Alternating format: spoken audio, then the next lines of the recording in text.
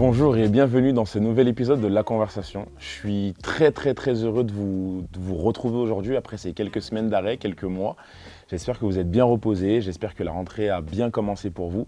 Et aujourd'hui, c'est le retour de La Conversation avec une invitée qui va traiter du sujet du cash. Et personnellement, ça me fait très plaisir de la recevoir aujourd'hui. C'est Maud Berger qui est responsable produit I2C. Salut Maud, merci d'être avec moi aujourd'hui pour ce nouvel épisode de La Conversation donc qui sera dédié au cash. Toi, comme je l'ai dit dans l'intro, tu es responsable produit I2C. Avant de commencer, qu'est-ce que l'I2C?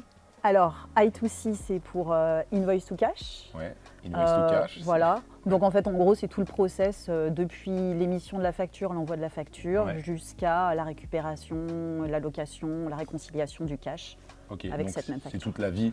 Donc c'est tout, toute la gestion grossièrement en gros du poste client. Quoi, on va dire. Ok, tu t'occupes de ça. C'était quoi ta vie avant Enfin, tu as toujours été product manager? Non, je viens justement j'ai fait pas mal d'administration des ventes, de la relance client, du credit management, tu vois. Donc, pop. Tu es bien placé pour parler de ce sujet-là. Du coup, maintenant, je m'occupe de chercher justement des solutions pour aider à optimiser tous ces métiers-là qui se travaillent plus efficacement. Ok, effectivement. Moi, je l'ai imaginé cet épisode autour de la gestion du cash. Et avec la conjoncture actuelle, ce que je me demande, c'est pourquoi le cash est devenu si stratégique dans l'entreprise. Alors déjà, c'est sûr qu'il y a une conjoncture en ce moment, mais le cash, ça a toujours été stratégique. On dit toujours cash is king. C'est le fuel de toute entreprise. Tu as besoin de cash. Ce qui est particulièrement problématique depuis quelques années, c'est là dernièrement, tu as quand même des incertitudes qui s'enchaînent un peu, donc qui font potentiellement augmenter tes coûts, baisser ta profitabilité, etc. Et du coup, tu as des défaillances, des risques plus importants avec tes clients qui tu fais potentiellement crédit, donc un risque de ne pas récupérer ton cash. Et emprunter du cash, ça coûte de l'argent aujourd'hui. Les taux d'intérêt sont différents. Et donc du coup, les entreprises, elles se disent « Ah ben mince, je vais peut-être déjà aller récupérer le cash que je suis sûre de pouvoir récupérer, celui dont je fais quand je fais crédit à mes clients. » Et donc du coup, il y a effectivement une refocalisation sur un peu une meilleure gestion du poste client pour essayer de recouvrer son cash un peu plus vite. Efficace. Et aujourd'hui, c'est quoi les défis liés à cette gestion du cash dans ce contexte économique actuel avec des taux d'intérêt, une instabilité, des difficultés? C'est justement si tu veux être compétitif, pouvoir investir, payer tes employés, payer tes fournisseurs dans les temps, etc. Il faut que tu aies du cash en banque, à disposition. Et du coup, tu es quand même plus autonome, tu vois, notamment par rapport à l'emprunt, si tu es capable d'aller récupérer déjà le cash de tes créances clients rapidement. Et diminue ton BFR. Diminue le BFR, mais justement, comment les entreprises, quels outils s'offrent aux entreprises pour justement optimiser et anticiper cette gestion de cash ou même cette gestion financière? Je ne sais pas si on veut parler de gestion financière ou gestion du cash. Ouais, ça reste de la finance, mais oui, gestion du recouvrement en tout cas. Parce que ça commence vraiment du départ de la facture. Par exemple, si ta facture n'est pas correcte, le client il ne va pas vouloir te la payer, donc il va y avoir litige, donc tu ne récupéreras pas. Si ton client est pas... Voilà, donc en fait, tout est un peu lié. C'est pour ça qu'on dit invoice to cash. C'est tout le processus de recouvrement, mais comment tu fais pour justement optimiser l'ensemble pour au final réduire ton délai de paiement.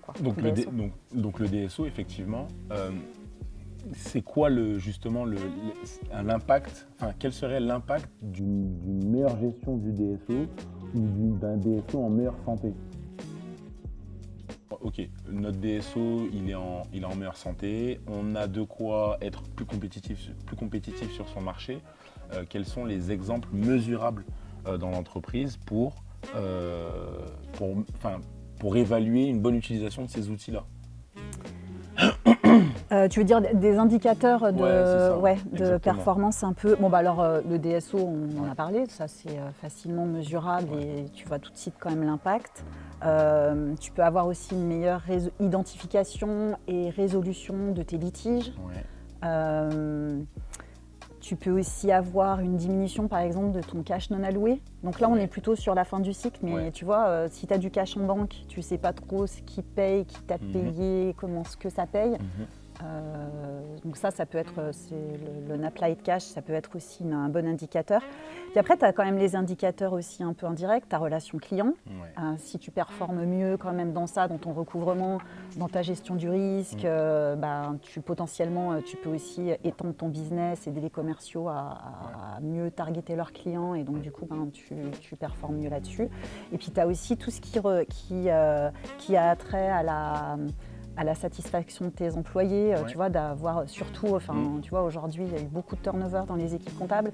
Donc du coup, si tu embauches des jeunes et que tu leur donnes un fichier Excel... Des profils beaucoup plus jeunes, effectivement. Voilà, je veux dire, ils s'attendent à avoir des solutions un peu, tu vois, innovantes et pour plus travailler. Modernes. Oui, voilà.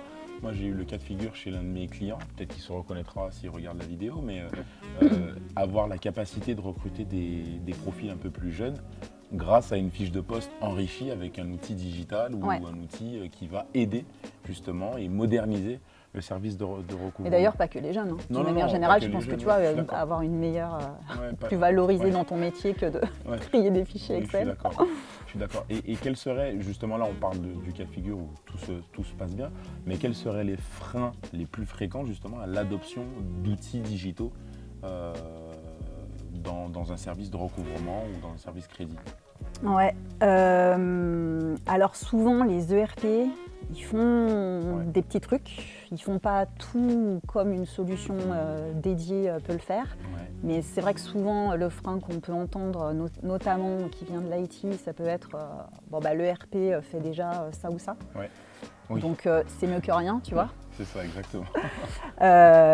Donc il y a pas mal ça, et puis tu as souvent du statu quo du coup sur...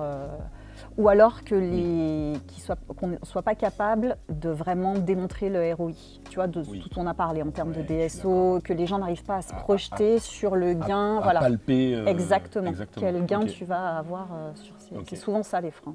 Ok. Et toi dans ton métier, est-ce que tu observes des tendances sur le marché, des tendances particulières sur la gestion du cash ou l'invoice to cash? Technologique, tu veux dire? Des tendances technologiques, alors, sans surprise, comme de partout ailleurs, l'IA. Voilà. Beaucoup. Mais ce qui est bien, parce que il y a des vrais use cases. Il faut qu'il y ait un use case derrière qui apporte de la valeur. Mais c'est vrai qu'il y a tu vois, les chatbots, ça peut te permettre quand même d'aller chercher des données super rapidement, de créer des rapports. Ça peut vraiment répondre à des mails qui sont un peu compliqués. Bon, il y a quand même des vrais use cases. Là, je parle du GenAI parce que ça a été le gros boost un peu cette année. Mais il y a vraiment des use cases intéressants à exploiter pour de vrai. Dans les entreprises. Et tu penses que justement ces technologies émergentes, comment elles vont transformer un peu les métiers d'aujourd'hui, comment les gens de demain vont se comporter, comment les entreprises vont se retrouver face à cette arrivée de nouvelles technologies? En fait, comment ça va révolutionner? Ça va changer quand même la façon dont certains rôles travaillent. Tu vois, je pense qu'à terme, il va y avoir beaucoup plus de data scientists, par exemple, tu vois, dans les entreprises, parce que toute cette gestion de la data, c'est hyper important avec l'IA. Donc, il y a des rôles qui vont se créer, des rôles qui vont se modifier. Après, sur le sujet qui nous intéresse, je pense que ça va surtout aider les utilisateurs. Moi, je vois beaucoup d'aide dans les utilisateurs, justement, pour... tu vois, aller extraire des données. Je te prends un exemple des états de compte, par exemple, des rapports financiers qui font je ne sais combien de pages d'un client. Il peut aller te chercher les données, te calculer tes ratios et ça, tu gagnes quand même du temps. Donc tu vois, ça change, voilà. C'est plutôt dans un bénéfice utilisateur, de gain de temps, de productivité, etc. Et une réflexion entre guillemets qui n'est pas spécialement posée aujourd'hui, mais est-ce qu'on peut imaginer que l'IA remplace les chargés de recouvrement, par exemple? Alors moi, mon avis perso, je sais qu'il y a des gens sur le marché qui expérimentent ce genre de truc. Moi, j'y crois, mais alors pas du tout. Je ne vois pas une entreprise qui mettrait un bot pour appeler ses clients, qui prendrait le risque te faire appeler ses clients par une IA. Mhm. Après, c'est mon Ouais, c'est point de ton vue, avis, hein, bien je suis sûr. peut-être old school, enfin voilà. Non, après, Mais moi, j'y crois pas. Enfin, je pense pas que tu mettes. Il y a quand même cet aspect-là, c'est quand même. Il y a quand même la relation client Ouais, qui est je suis en jeu. d'accord.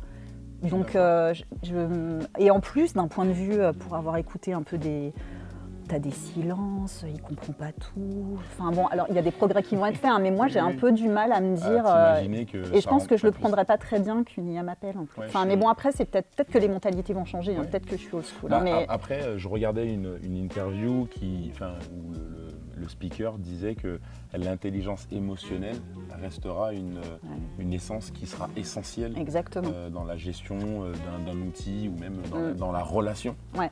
Aujourd'hui, on parle d'humain-humain. Enfin, là, Bah oui, oui, oui. T'imagines Ouais. si on fait Ouais. une conversation avec des IA, ce Ouais. serait bizarre.